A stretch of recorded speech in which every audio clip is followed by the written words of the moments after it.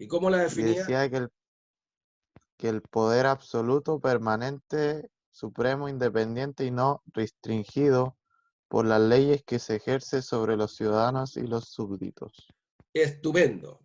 Bien la definición de soberanía, esa es una definición de texto, ¿cierto? Pero decía Bodin Sí, que soberanía finalmente no era otra cosa que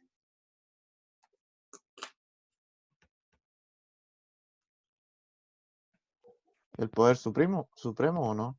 al final hacía un pequeño resumen. Bodin decía, finalmente, soberanía, un Estado soberano es aquel que,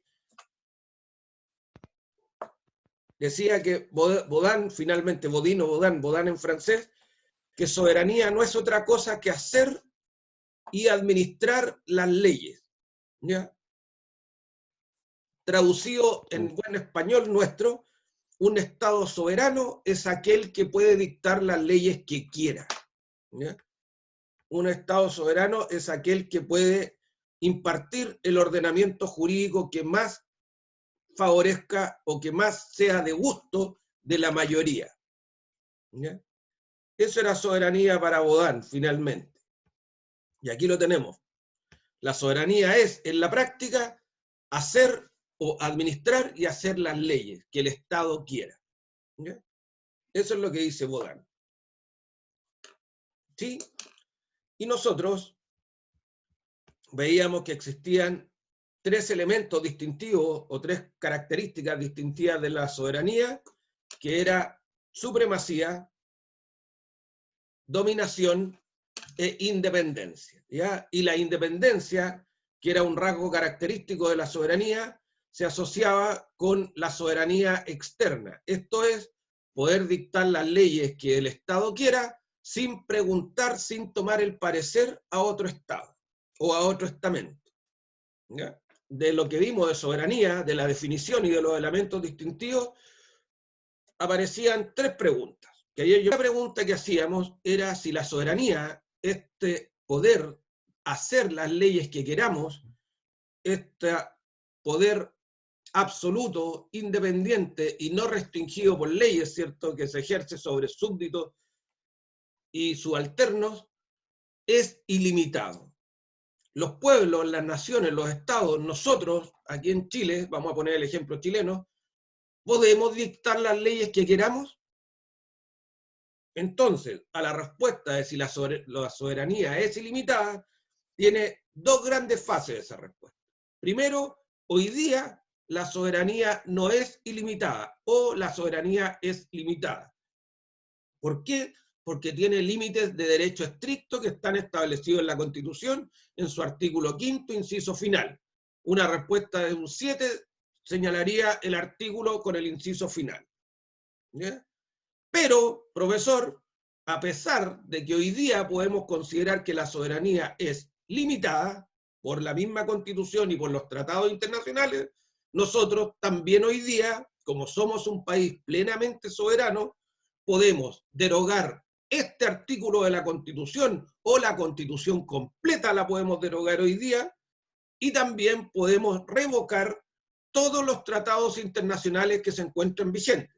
Por lo tanto, volvemos a tener una soberanía ilimitada porque podemos dictar las leyes que queramos. ¿No? Esa es una respuesta a esta pregunta. ¿Dudas, queridos colegas? ¿Alguna otra duda, colegas? Sí, profesor. Dime, Paula.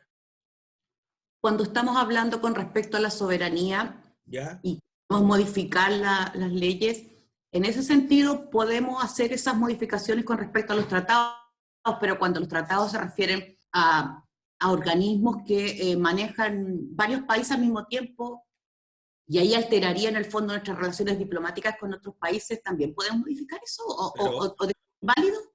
Yo les señalé, gracias por la pregunta, Paula, yo les señalé que todos los países soberanos pueden acoger, validar en este caso, o revocar los tratados que quieran. También les señalé que lo normal es que si nosotros nos ponemos a revocar tratados, nos va a traer consecuencias internacionales, ¿ya? Si nosotros desconocemos tratados, claramente nos va a traer consecuencias internacionales. La economía se va a afectar, las relaciones internacionales se van a afectar, pero los países son soberanos de hacerlo, ¿ya? El ejemplo más claro que tenemos nosotros en materia de revocación de tratados, ustedes no lo conocerán porque todavía no nacían, yo era muy chico también, pero el año 78 nosotros tuvimos una casi guerra con Argentina, en la cual nuestra primera salida firmamos un tratado, un pacto mutuo entre Chile y Argentina, que reconocíamos a la reina de Inglaterra como quien iba a arbitrar este diferendo. Hicimos un tratado internacional validado por las Naciones Unidas, en las cuales, para no llegar a las armas, nosotros decidimos que fuera la reina de Inglaterra la que resolviera el litigio fronterizo que teníamos con Argentina. La reina de Inglaterra resolvió, dio el favor a Chile y Argentina desconoció el tratado, ¿ya? Y casi llegamos a las armas. Sí, nosotros teníamos mayor simpatía internacional porque nosotros habíamos respetado el tratado y Argentina lo estaba invalidando de motu propio, ¿ya? Sin embargo, no hubo ningún país derechamente o no explícitamente que nos apoyara. Quedó todo en una relación bilateral. Posteriormente se haría un segundo tratado en el cual se establecía el Papa como el mediador, hizo también un fallo que favorecía un poquito más a Chile, pero Argentina ese lo reconoció, ¿ya? Y se evitó la guerra, a pesar de que se evitó porque efectivamente Chile nunca cedió. Se evitó porque Chile se preparó para la guerra. Argentina, que en ese tiempo, esto pasó ayer para la historia, hace poquitos años atrás, Argentina era una superpotencia comparado con Chile, ¿ya? Argentina era como enfrentar hoy día Chile a Estados Unidos, ¿ya? Pero Chile nunca bajó los brazos, Chile nunca cedió, los mandatarios de la época se portaron a la altura, arriesgando el todo por el todo, y los argentinos sacaron cuenta y dijeron que iban a perder mucho más de lo que iban a ganar con esa guerra con Chile, por lo tanto guardaron las garras y la cosa se resolvió también a favor de Chile, y Chile no cedió la salida al Pacífico, que era lo que quería Argentina. Y Argentina siguió saliendo solamente al Atlántico y Chile siguió saliendo solamente al Pacífico, ¿ya?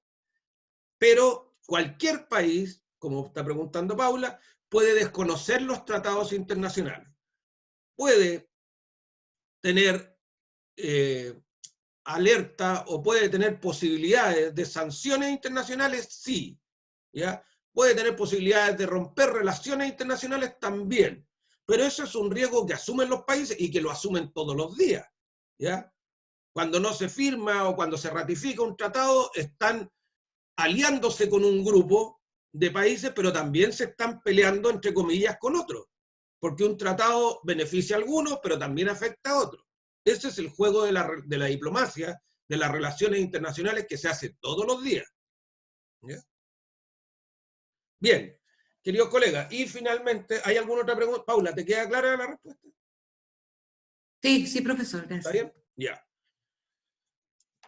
Finalmente, colegas, ante la pregunta, ¿puede existir poder político sin soberanía o puede existir soberanía sin poder político?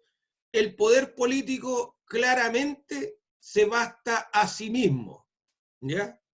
El poder político es, como es la fuerza para conducir al grupo, que ustedes tienen, ¿cierto? Y van a aprender la definición, como es la fuerza para conducir al grupo un orden, puede existir claramente incluso si un país no tiene soberanía plena, ¿ya? El caso que veíamos ayer de Puerto Rico es el ejemplo. En Puerto Rico tiene poder político, puede conducir a sus habitantes en su ordenamiento jurídico, sí puede, ¿ya? Pero tiene soberanía plena, no lo tiene, ¿ya? Porque depende de otro país, no tiene la soberanía externa, no tiene la relación internacional pareja, ¿ya? Por lo tanto, sí puede existir, de hecho, si lo llevamos en un ejemplo más doméstico, en las casas nuestras, en los hogares nuestros, existe poder político, ¿Ya? ¿Por qué? Porque existe un orden, existe una autoridad y existen los medios que tiene el hogar para llevar sus objetivos adelante, lo mejor para la casa. Entendamos que se hace por un bien común. Los papás de ustedes, o ustedes, si son papás sobre sus hijos, tienen poder político, tienen la fuerza, que muchas veces no se traduce en aletazos, ni en cachetadas, ni en apaleos, ¿cierto? Pero sí tienen los medios para corregir las faltas, que es lo que hace el poder político.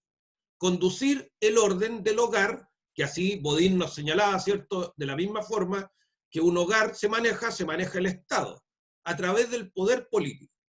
¿Ya? ¿Puede conducirlo el hogar un papá o una mamá? Claro que puede. ¿Ya? Que lo haga bien o mal, esa es otra cosa. Pero en general las familias se establece un poder político que puede sancionar faltas, que puede corregir, pueden quitarle el celular, pueden quitarle el internet, todo eso son medios de coerción. ¿Ya? Si ustedes saben que incumplen disposiciones del hogar, lo más probable es que se lleven un raspacacho. O le cortan el internet, le quitan el celular, ¿cierto? Algunos incluso le dan una palmetazo, una palmada en el poto a los niños más chicos, ¿cierto? Todo eso se puede hacer. El poder político está presente en todo el orden, en toda organización existe, que se precie de tal, existe poder político. Pero los hogares no tienen la posibilidad de realizar las leyes que quieran. ¿Ya? Los hogares no tienen posibilidad de efectuar las leyes que quieran. ¿Pueden hacer sus leyes internas? Sí, pero no pueden pasar por sobre la normativa impuesta por el Estado. Por lo tanto, poder político puede haber en todas partes, incluso sin soberanía. Pero lo que no puede existir es soberanía sin poder político, porque si no si no tuviera la fuerza para imponer las conductas a los subordinados, a los súbditos, la soberanía sería vacía, sería un concepto inocuo, sería como hablar sin tener la posibilidad de sancionar. No, yo voy a dictar en el curso esta ley, mañana todos tienen que llegar con las 250 láminas estudiadas. Y sale alguien y me dice, oye, ¿se conecta usted? No le hagamos caso a este weón, si total, yo hablé con el director de carrera y dijo que no iba a pasar nada. Ahí perdí todo mi poder político. Perdí toda mi soberanía, porque si no tengo la posibilidad de ejecutar un acto en consecuencia ante el incumplimiento, no tengo nada de soberano, no tengo nada de poder. ¿Ya? Por lo tanto, la soberanía no puede existir sin el brazo fuerte que la haga cumplir, que es el poder político.